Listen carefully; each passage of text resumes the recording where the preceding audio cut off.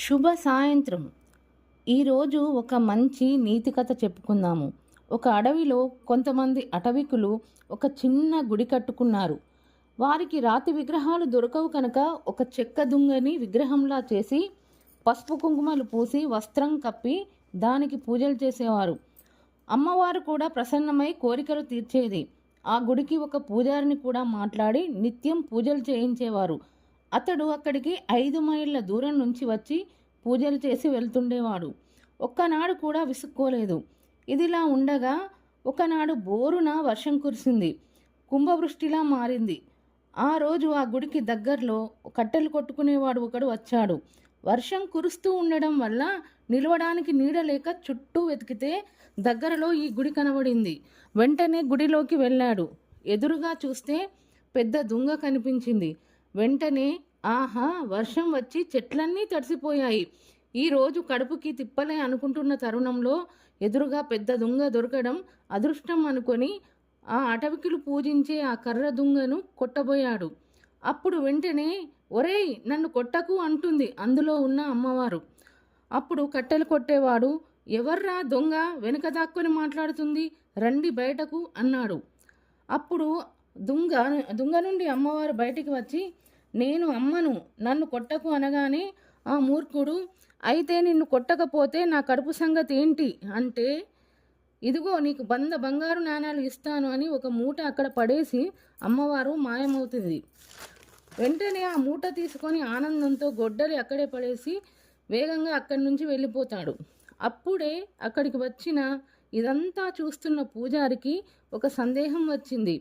రోజు నేను అంత దూరం నుంచి వచ్చి పూజలు చేస్తుంటే నాకు మాత్రం ఏమీ ఇవ్వవా?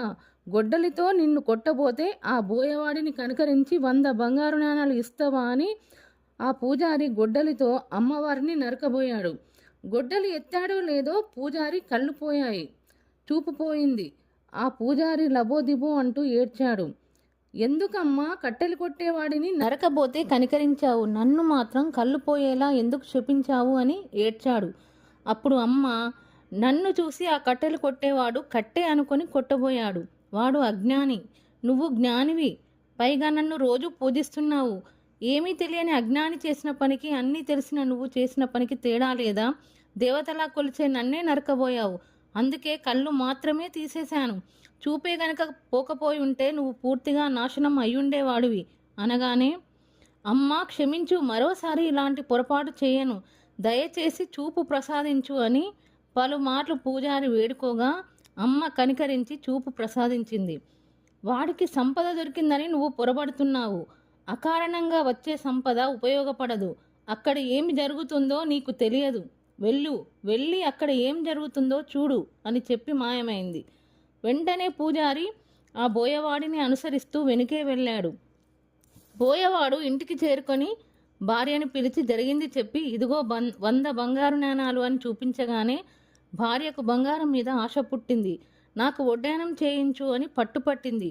కానీ బోయవాడు, ఈ నాణాలు నీకోసం కాదు, ముందుగా ఒక ఇల్లు కట్టాలి, తర్వాత చూద్దామని బంగారు నాణాలు లోపల పెట్టెలో దాచిపెట్టాడు.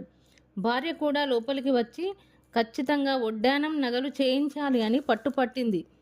వాదోపవాదాలు జరుగుతుండగానే వాళ్ళ 16 సంవత్సరాల జులాయిగా తిరిగే కొడుకు ఒక గొడ్డల్ని తీసుకొచ్చి తల్లిదండ్రులను ఇద్దరినీ నరికేసి ఆ బంగారు నాణాలు తీసుకొని పారిపోయాడు.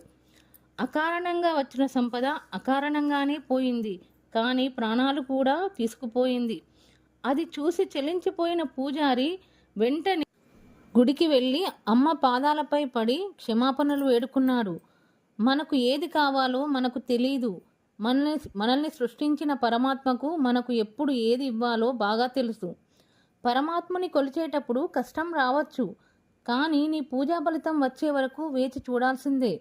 ఫలితం రాకుండా మాత్రం ఉండదు. దైవానికి ఎవరి మీద పక్షపాతం ఉండదు. నువ్వు చేసేదానికి కష్టానికి ప్రతిఫలాన్ని ఇస్తాడు. నువ్వు పరిపూర్ణుడు కావాలంటే ముందు శుద్ధం కావాలి. ఈ కథ మీకు నచ్చితే దయచేసి లైక్ చేసి, షేర్ చేసి, సబ్స్క్రైబ్ చేసుకోండి.